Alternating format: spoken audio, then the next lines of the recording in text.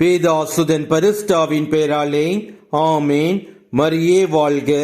இன்றைய வார்த்தை, அறிவுரைக்கு செவிக்கொடு, கண்டிப்பை ஏற்றுக்கொள், பின்வரும் காலமெல்லாம் ஞானமுள்ளவனாய் வாழ்வாய். Your counsel, receive instruction and accept correction, that you may be wise in the time to come. நீதிமொழிகள் அதிகாரம் 19 வசனம் 20. பெற்றவர்கள், வயதில் முடியவர்கள் நம் மீது உள்ள அக்கறையால் நமக்கு அறிவுரை வழங்கி, நாம் செய்யும் தவறை சுட்டிக்காட்டி நம்மை திருத்தும் பொழுது அதை ஏற்றுக்கொண்டு வாழ வேண்டும். அதை ஏற்காமல் முகம் சுளிக்க கூடாது, எரிச்சல் அடையக்கூடாது. இவ்வாறு நாம் செய்தோம் என்றால் நாம் நம் பெற்றோர்களை, வயது முடியவர்களை அவமானப்படுத்துகின்றோம் என்று நினைக்காதீர்கள்.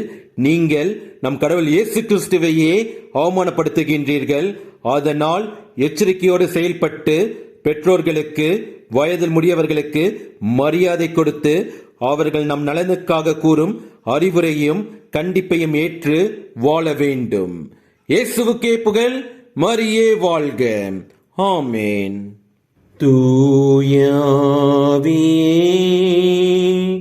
துணையாக வருவே, இயேசுவின் சாட்சிகளாய் எம்மை மாற்றிடுவே. தூயாவியே துணையாக வருவே, இயேசுவின் சாட்சிகளாய் எம்மை மாற்றிடுவே.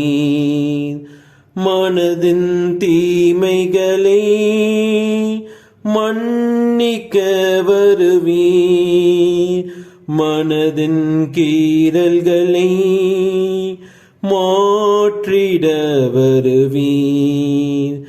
மனதின் தீமைகளை மன்னிக்க வருவே, மனதின் கீறல்களை மாற்றிட வருவே.